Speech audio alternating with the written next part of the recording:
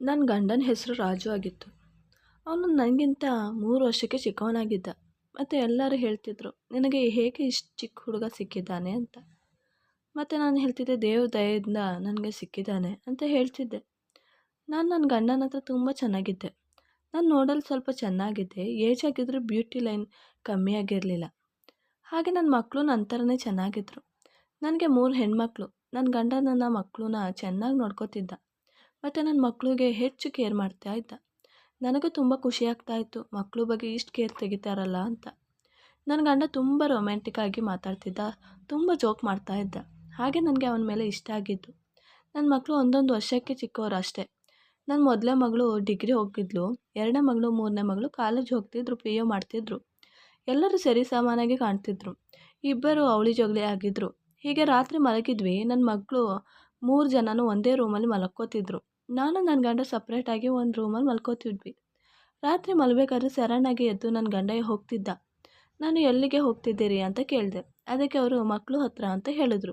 ನಾನು ಹೇಳಿದೆ, ಇಷ್ಟೊತ್ತಾ ಅಂತ. ಅವ್ರು ಹೇಳಿದ್ರು, ಎಕ್ಸಾಮ್ ಇದೆಯಲ್ಲ, ಸ್ವಲ್ಪ ಓದಿಸ್ತೀನಿ ಅಂತ ಹೇಳಿದ್ರು. ನಾನು ಹೇಳಿದೆ, ಬೆಳಗ್ಗೆ ಓದಿಸ್ಬೋದಲ್ಲ ಅಂತ. ಅವ್ರು ಹೇಳಿದ್ರು, ಇಲ್ಲ ಇಲ್ಲ, ಎಕ್ಸಾಮ್ ಅಲ್ವಾ, ಈಗ ಬೆಳಗ್ಗೆ ಸ್ವಲ್ಪ ಓದಿಸಿದ್ರೆ ಅವ್ರಿಗೆ ಸ್ವಲ್ಪ ಹೆಲ್ಪ್ ಆಗುತ್ತೆ. ಆಗ ನಾನು ಹೇಳಿದೆ, ನಾನು ಏನೆಲ್ಲ ಅಂದ್ಕೊಂಡಿದ್ದೆ, ರೂಮ್ಗೆ ಬಂದೆ.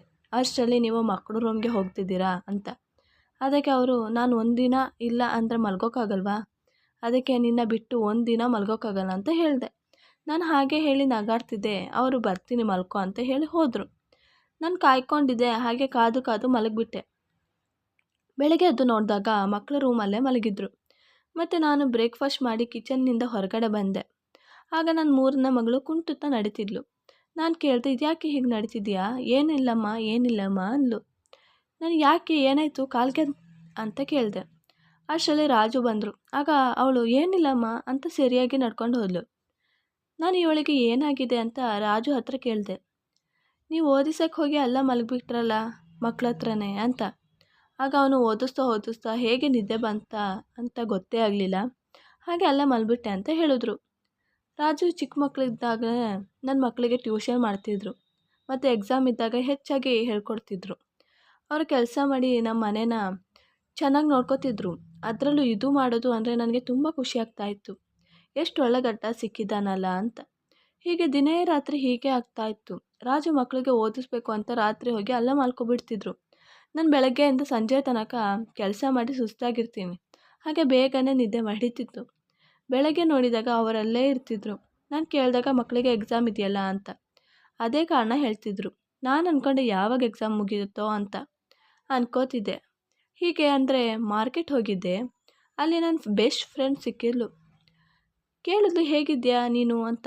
ನಾನಂತೂ ಸೂಪರಾಗಿದ್ದೀನಿ ಕಣೆ ಅಂತ ಹೇಳಿದೆ. ಸೂಪರಾಗಿ ನೀನು 1 ತಿಂಗಳಲ್ಲೇ ಇರ್ತೀಯ ಅಂದ್ಕೊಂಡೆ, ಆದರೆ 7 ವರ್ಷ ತನಕ ಇರೋದು ಡೌಟಾಗಿತ್ತು. ಅದು ಆ ಹುಡುಗನ ಜೊತೆ. ಅದಕ್ಕೆ ನಾನು ಹೇಳಿದೆ, ನೀನು ಹೇಳಿದ್ದೆ ಅಂತ ನಾನು ನಿರಾಕರಿಸಿದ್ರೆ ಈ ಲೈಫ್ ಹಾಳಾಗ್ಬಿಡ್ತಿತ್ತು ಅಷ್ಟೇ. ನೋಡು ಎಷ್ಟು ಹ್ಯಾಪಿ ಲೈಫ್ ಸಿಕ್ಕಿದೆ ನನಗೆ. ನನ್ನ ಫ್ರೆಂಡ್ ನನ್ನ ಮದುವೆ ಆಗಬೇಕಾದ್ರೆ ರಾಜು ಬೇರೆ ಹುಡುಗಿ ಜೊತೆ ಅಫೇರ್ ಮಾಡಿದ್ದಾನಂತ. ಆಗಬೇಡ ಅಂತ ಕಾಲು ಹಿಡ್ಕೊಂಡಿದ್ಲು. ನಾನು ಅವಳ ಮಾತು ಕೇಳಿದೆ, ಮದುವೆ ಆದೆ. ಮತ್ತು ಅವಳು ಹೇಳಿದ್ಲು, ಹೇಗೋ ನನ್ನ ಫ್ರೆಂಡ್ ಹ್ಯಾಪಿಯಾಗಿದ್ದಾಳಲ್ಲ, ಅಷ್ಟು ಸಾಕು ನನಗೆ ಅಂತ. ಅದಕ್ಕೆ ನಾನು ಕೇಳಿದೆ, ನೀನು ಹೇಗಿದ್ದೀಯಾ ಅಂತ. ಅದಕ್ಕೆ ನಾನು ಚೆನ್ನಾಗೇ ಇದ್ದೀನಿ ಕಣೆ.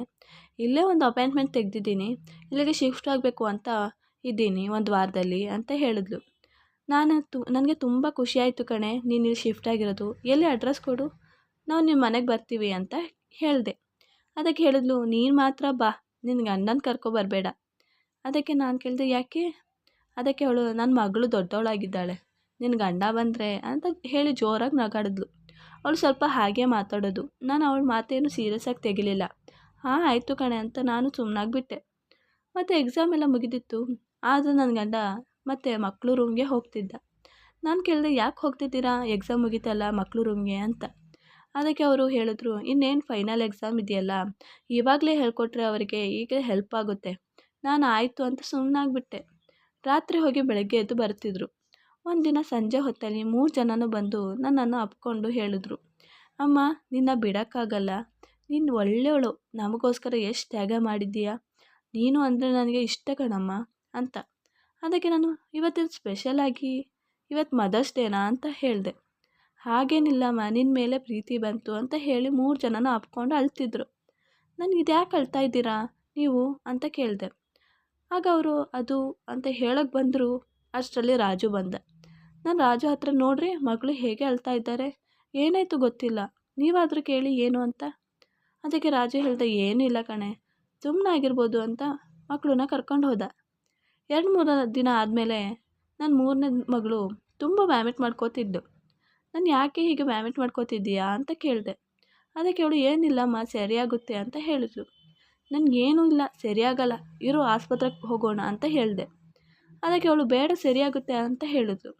ನಾನು ಕೇಳಿದೆ, ರಾಜುಗೆ ಫೋನ್ ಮಾಡಿದೆ. ಆಗ ರಾಜು ಏನೂ ಇಲ್ಲ ಬಿಡು, ಏನಾದರೂ ತಿಂದಿರೋದ್ರಲ್ಲಿ ಪ್ರಾಬ್ಲಮ್ ಆಗಿರುತ್ತೆ, ಸರಿಯಾಗ್ಬೋದು ಅಂತ. ನಾನು ಎಷ್ಟೇ ಒತ್ತಾಯ ಮಾಡಿದ್ರೂ ಕರ್ಕೊಂಡು ಹೋಗಲಿಲ್ಲ. ಅದೇನೋ ಸರಿ ಆಯಿತು, ಆದರೆ ನನಗೆ ಆಶ್ಚರ್ಯ, ಮಕ್ಕಳಿಗೆ ಒಂದು ಸ್ವಲ್ಪ ಏನಾದರೂ ಆದರೆ ಆಗ ಆಸ್ಪತ್ರೆಗೆ ಕರ್ಕೊಂಡು ಹೋಗ್ತಾ ಇದ್ದವರು ಈಗ ಇಷ್ಟು ವ್ಯಾಮಿಟ್ ಮಾಡ್ಕೋತಿದ್ದಾಳೆ, ಅದು ಬಿಡದೆ. ಈಗ ಏನಾಯಿತು ಅಂತ. ಮಾರನೇ ದಿನ ವ್ಯಾಮಿಟ್ ಮಾಡ್ತಾಯಿದ್ಲು. ಮಾಡ್ತಾ ಅಲ್ಲೇ ತಲೆ ಸುತ್ತಿ ಬಿದ್ದೋದ್ಲು. ರಾಜು ಸರಿಯಾಗ್ತಾಳೆ ಅಂತ ಹೇಳಿದ್ರು. ನಾನು ಬಿಡದೆ ಆಸ್ಪತ್ರೆಗೆ ಕರ್ಕೊಂಡು ಹೋದೆ. ಅಲ್ಲಿ ಡಾಕ್ಟರ್ 2-3 ಟೆಸ್ಟ್ ಮಾಡಿ ಹೇಳಿದರು ಅವಳು ಪ್ರೆಗ್ನೆಂಟ್ ಆಗಿದ್ಲು, ಮತ್ತು ಆ ಮಗು ಹೋಗಿಸಲು ಮಾತ್ರ ಕುಡಿತಿದ್ದಾಳೆ, ಹಾಗೆ ಅವಳಿಗೆ ನಿಲ್ಲದ ವ್ಯಾಮಿಟ್ ಮಾಡ್ತಾ ಇರೋದು. ಈಗ ಮೆಡಿಸನ್ ಕೊಟ್ಟಿದ್ದೀನಿ, ಅದರಿಂದ ಮಗುಗೇನೂ ಆಗಲಿಲ್ಲ ಅಂತ. ನನಗೆ ಅಲ್ಲೇ ಆ ಮಾತು ಕೇಳಿ ಬಿದ್ದೋದಂಗೆ ಆಯಿತು. ಮತ್ತು ಜೋರಾಗಿ ಅಳಲು ಸ್ಟಾರ್ಟ್ ಮಾಡಿದೆ. ಮತ್ತು ಅವಳ ಜೊತೆ ಕೇಳಿದೆ, ಇದೇನೇ ಮಾಡಿಕೊಂಡೆ, ಇದಕ್ಕೆ ಯಾರು ಕಾರಣ ಅಂತ. ಆದರೆ ಅವಳು ಏನೂ ಹೇಳ್ತಾ ಇರಲಿಲ್ಲ. ಮತ್ತು ಹೇಳಿದ್ಲು, ಅಮ್ಮ ಇದಕ್ಕೆ ಕಾರಣವಾದರೂ ಇಲ್ಲ, ನೀನು ಏನು ಬೇಕಾದರೂ ಶಿಕ್ಷೆ ಕೊಡ್ಬೋದು, ನನಗೆ ಬೇಕಾದರೂ ಸಾಯಿಸ್ಬಿಡು ನನ್ನನ್ನು, ಆದರೆ ಇದನ್ನು ಮಾತ್ರ ಕೇಳಬೇಡ ಇನ್ನೊಂದು ಸಲ ಅಂತ ಹೇಳಿ ಜೋರಾಗಿ ಹೊಟ್ಟೆ ನೋವು ಅಂತ ಹೇಳಿದ್ಲು. ಅಳ್ತಾ ಇದ್ಲು ಜೋರಾಗಿ. ನನ್ನ ಕೋಪ ಬದಿಗಿಟ್ಟು ಮತ್ತೆ ಆಸ್ಪತ್ರೆಗೆ ಅವಳನ್ನು ಕರ್ಕೊಂಡೋದೆ. ಅಲ್ಲಿ ಡಾಕ್ಟರ್ ಚೆಕ್ ಮಾಡಿ ನೋಡಿದಾಗ ಆ ಮಗು ಹೊಟ್ಟೆಯಲ್ಲಿ ಸತ್ತೋಗಿತ್ತು. ಮತ್ತು ಅಬೋಷನ್ ಮಾಡಿಸಿ ಕರ್ಕೊಂಡು ಬಂದೆ ಮನೆಗೆ. ಎಷ್ಟೇ ಕೇಳಿದ್ರು ಏನು ಮಾಡಿದ್ರು ಹೇಳ್ತಾ ಇರಲಿಲ್ಲ ಅವಳು. ನಾನು ಹೀಗೆ ನನ್ನ ಫ್ರೆಂಡ್ ಮನೆಗೆ ಹೋದೆ. ಮತ್ತು ಮಾತಾಡ್ತಾ ನಾನು ಅವಳ ಜೊತೆ ಎಲ್ಲ ಹೇಳ್ಕೊಂಡೆ. ಅವಳು ಹೇಳಿದ್ಲು, ಸರಿಯಾಗಿ ನಿನ್ನ 3 ಮಕ್ಕಳು ಎಲ್ಲಿ ಹೋಗ್ತಾರೆ, ಏನು ಮಾಡ್ತಾರೆ, ಯಾರ ಜೊತೆ ಮಾತಾಡ್ತಾರೆ, ಯಾರ ಹತ್ರ ಜಾಸ್ತಿ ಇರ್ತಾರೆ, 2-3 ದಿನ ಅಬ್ಸರ್ವ್ ಮಾಡು ಸರಿಯಾಗಿ, ಆಗ ನಿನಗೆ ಅರ್ಥ ಆಗುತ್ತೆ. ಯಾರಿಗೆ ಗೊತ್ತು, ಮನೆಯಲ್ಲಿರೋರೇ ಆಗಿರ್ಬೋದೋ ಏನೋ ಅಂತ ಹೇಳಿದ್ಲು.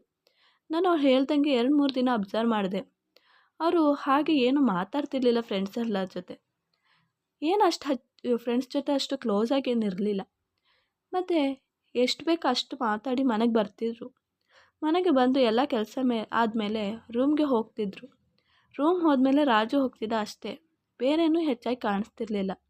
ನಾನು ಇದೇ ಟೆನ್ಷನ್ನಲ್ಲಿದ್ದೆ. ಕಿಚನ್ನಲ್ಲಿ ಕೆಲಸ ಮಾಡ್ತಿದ್ದೆ. ಮತ್ತು ರೂಮಲ್ಲಿ ಏನೋ ಗ್ಯಾಪ್ನ ಬಂತು ಅಂತ ತೆಗೆಯಕ್ಕೆ ಹೋದೆ. ಅಲ್ಲಿ ಹೋಗಬೇಕಾದ್ರೆ ರಾಜು ಯಾರ ಹತ್ರನೂ ಫೋನಲ್ಲಿ ಮಾತಾಡ್ತಿದ್ದ. ಮತ್ತು ಹೇಳ್ತಿದ್ದ ಅವನು, ಲೋ ನಿನಗೆ ಒಂದೇ ಒಂದು ಪೀಸು, ಆದರೆ ನನಗೆ ಇಲ್ಲಿ 4 ಪೀಸು. ನನ್ನ ಲೈಫ್ ತುಂಬ ಎಂಜಾಯ್ ಆಗಿದೆ ಕಣೋ. ಮತ್ತು ಸುಮ್ಮನೆ ನಾನು ಇಷ್ಟು ಏಜ್ ಆಗಿರೋ ಹುಡುಗಿ ಜೊತೆ ಮದುವೆ ಆಗಿದ್ದು ಅಂತ. ನನಗೆ ಇದನ್ನು ಕೇಳಿ ಏನೋ ಒಂಥರ ಆಯಿತು. ಮತ್ತು ರಾಜು ಹತ್ರ ನೀನು ಯಾರ ಜೊತೆ ಮಾತಾಡ್ತಾ ಇದೀಯಾ ಅಂತ ಕೇಳಿದೆ. ಅವನು ನನ್ನ ಫ್ರೆಂಡ್ ಧ್ರುವ ಜೊತೆ ಅಂತ ಹೇಳಿದಾಗ ಗೊತ್ತಾಯಿತು ಇದರಲ್ಲಿ ಏನೋ ಕಿತಾಪತಿ ಇದೆ ಅಂತ. ರಾತ್ರಿ ರಾಜು ಹತ್ರ ಹೇಳಿದೆ, ನಾನು ಇವತ್ತು ನನ್ನ ಫ್ರೆಂಡ್ ಮನೆಗೆ ಹೋಗ್ತಾ ಇದ್ದೀನಿ, ಪೂಜೆ ಇದೆ, ನಾನು ನಾಳೆ ಬರ್ತೀನಿ ಅಂತ. ಅವನು ಹಾಂ ಹೋಗಿ ಬಾ ಅಂತ ಹೇಳ್ದ. ಆದರೆ ನಾನು ಹೋಗದೆ ನನ್ನ ಮಕ್ಕಳು ಬರೋಕ್ಕೆ ಮುಂಚೆ ಅಲ್ಲೇ ಬಚ್ಚಿಟ್ಕೊಂಡೆ. ಮತ್ತು ಅಲ್ಲಿ ಮಕ್ಕಳು ಬಂದರು. ಮತ್ತು ಅಲ್ಲಿಗೆ ರಾಜು ಬಂದ. ಮತ್ತು ಅವ್ರ ಹತ್ರ ಬುಕ್ ಎಲ್ಲ ತೆಗೆದು ಮಡಗಿ ಅಂತ ಹೇಳ್ದ. ಮತ್ತು ಅವ್ರ ಹತ್ರ ಮಾಡಬಾರ್ದು ಕೆಲಸ ಮಾಡಿಸ್ತಿದ್ದ.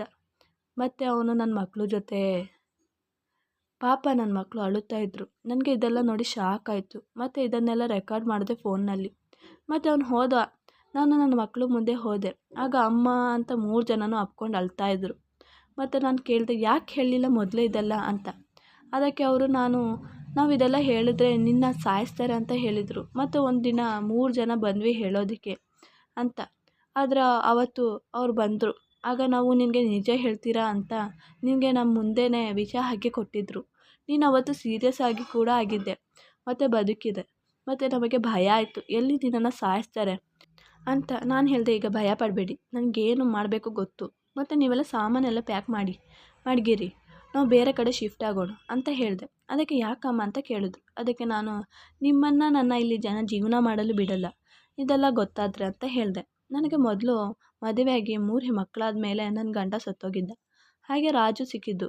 ರಾಜು ನನ್ನ ನಡುವೆ ಪ್ರೀತಿ ಹುಟ್ಟಿದ್ದು ನನ್ನ ಮನೆಯವರು, ನನ್ನ ಫ್ರೆಂಡ್ಸ್ ಸರ್ಕಲ್ಸ್ ಎಲ್ಲ ಅವನ ಜೊತೆ ಮದುವೆ ಆಗಬೇಡ, ಅವ್ನು ಸರಿಯಿಲ್ಲ ಅಂತ ಎಷ್ಟೇ ಹೇಳಿದ್ರು ನಾನು ಕೇಳದೇ ಇರಲಿಲ್ಲ.